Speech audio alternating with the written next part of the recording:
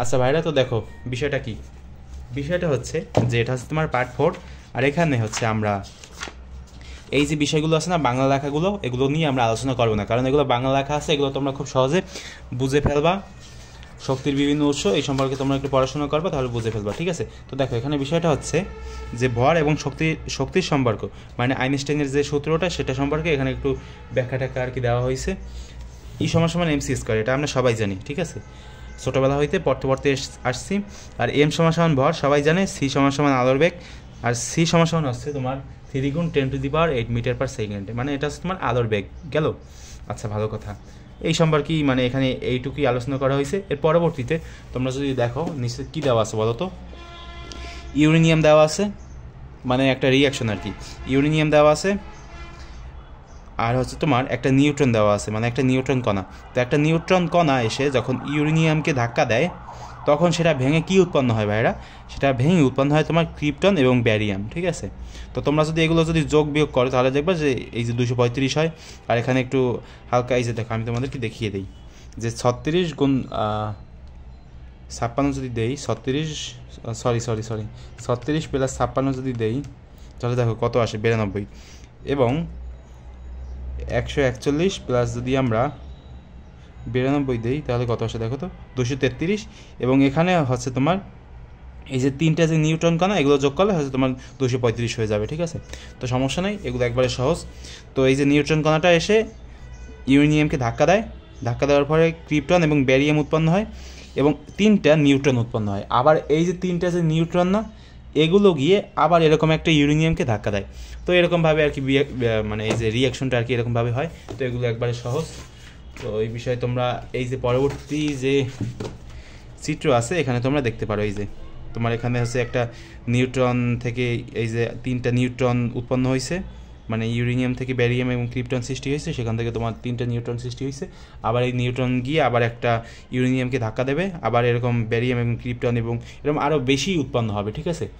মানে আস্তে আস্তে অনেক অনেক হয়ে যাবে, ঠিক আছে? আচ্ছা, তো দেখো এখানে কি বিষয় নিয়ে আলোচনা করা হয়েছে, এখানে হচ্ছে তোমার ক্ষমতা নিয়ে আলোচনা করা হয়েছে, ঠিক আছে? ক্ষমতা। তো ক্ষমতা সমান সমান কী বলো তো? আমরা ক্ষমতা পি, ক্ষমতাকে যদি আমরা পি দ্বারা ডিফাইন করি, তাহলে পি সমান সমান আমরা কী লিখতে পারি? W/T, ঠিক আছে? এটা হচ্ছে তোমার সূত্র। এই সূত্রটা আমরা বিভিন্ন স্থানে ব্যবহার করবো, তোমরা একটু লিখে রাখো বা মনে রাখো বা এরকম কিছু একটা করে রাখো আর কি, যাতে তোমাদের সবসময় মনে থাকে। আর ক্ষমতার একক কি সবার তো জানা আছে নাকি? ক্ষমতার একক হচ্ছে তোমার ওয়াট। এবং ক্ষমতার যে মাত্রাটা, সেই মাত্রা হয়তো তোমরা সবাই জানো, এগুলো আর কি বইতেই লেখা আছে যে ml² T⁻3, ঠিক আছে? তো এগুলোই হচ্ছে বিষয়। আর এখানে তোমাদের কর্মদক্ষতা নিয়ে একটু আলোচনা করা হয়েছে, তো আমি একটু আলোচনা করে দেই যে কর্মদক্ষতার যে বিষয়টা সেটা। তো দেখো এখানে একটা ম্যাথ দেওয়া আছে, আর উপরে কিছু আর কি সূত্র নিয়ে আলোচনা করা হয়েছে। তো দেখো কর্মদক্ষতা সমান সমান আমরা কি বলতে পারি? এখানে আমরা লিখতে পারি যে কর্মদক্ষতা, বাংলা ভাষায় লিখি, কর্মদক্ষতা সমান সমান হচ্ছে তোমার কাজের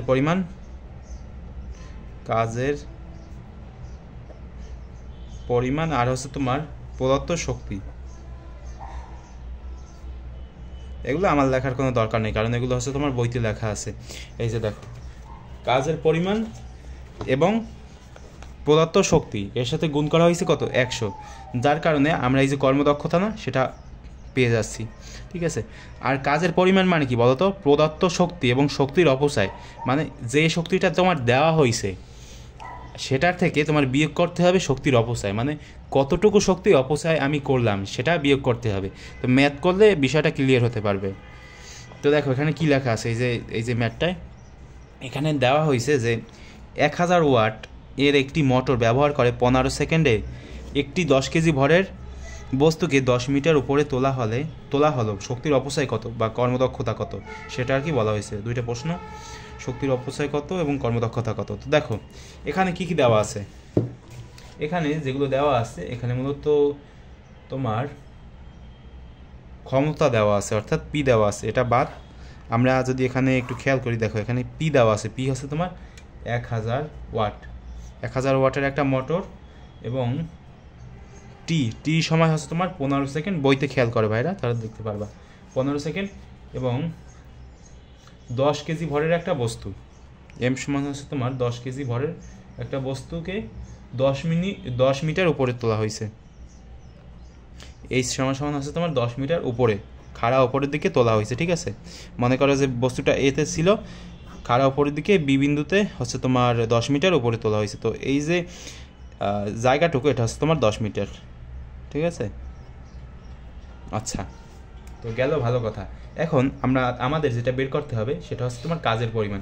তো আমরা কি এরকম একটা সূত্র পড়ি নাই যে ডব্লিউ সমান হচ্ছে তোমার এমজিএইচ, এরকম একটা সূত্র কিন্তু আমরা পড়েছি। তো এখান থেকে আমরা কাজের পরিমাণ বের করতে পারবো। এম সমান হচ্ছে তোমার 10 কেজি, তো 10 দিলাম, জি হচ্ছে তোমার 9.8, এবং এইচ মানে কি বলো তো 10 মিটার, তো দিলাম। এখন এগুলো তোমরা ক্যালকুলেশন করো, কত আসবে? 800 জুল। আচ্ছা, গেল 9800 জুল। এরপরে আমরা কি বের করতে পারি? প্রদত্ত শক্তি। তোমরা একবারে বইতে দেখো, এটা হচ্ছে তোমার কাজের পরিমাণ, মানে মোট কাজের পরিমাণ। এরপর মোট কাজ না, এখানে হচ্ছে তোমার কাজের পরিমাণ, এরপর হচ্ছে তোমার প্রদত্ত যে শক্তি, সেটা প্রদত্ত শক্তি হচ্ছে তোমার পিটি সমান আমরা কি লিখতে পারি? 1000, এই যে 1000 গুণ হচ্ছে তোমার টি 15 সেকেন্ড। তো যে উত্তরটা আসবে সেটা হচ্ছে তোমার 15000 জুল। আচ্ছা, 15000 জুল আসলো, ভালো কথা। এখন এখান থেকে আমরা কি বের করতে পারি বলো তো? শক্তির যে অপচয় সেটা কি আমরা বের করতে পারি না? যে শক্তির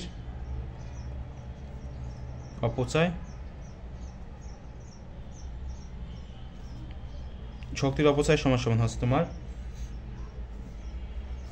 এই যে পদার্থ যে শক্তি, সেই শক্তি থেকে আমরা এই যে আমাদের কাজ সেটা আর কি বিয়োগ দেবো, তাহলেই হচ্ছে তোমার শক্তির যে অপচয় সেটা বের হয়ে যাবে।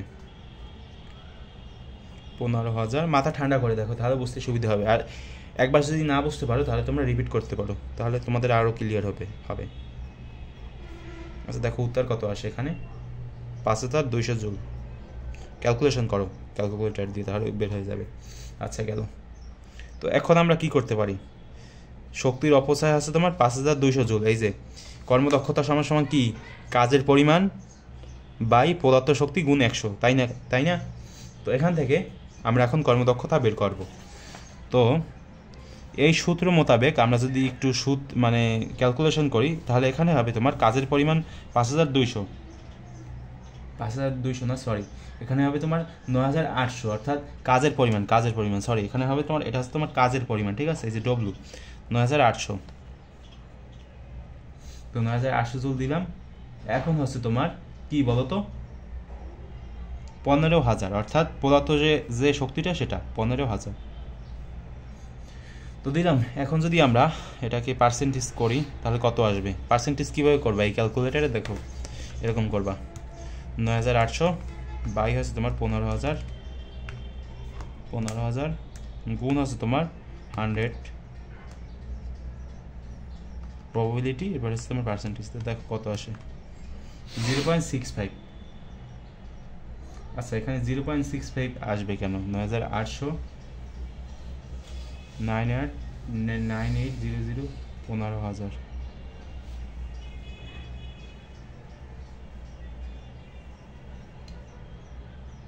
আচ্ছা, এখানে একটা ভুল আছে, 5200 হবে।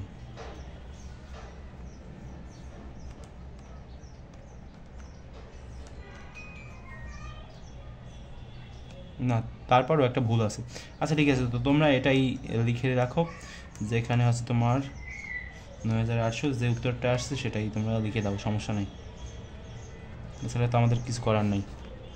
0.65%, ঠিক আছে।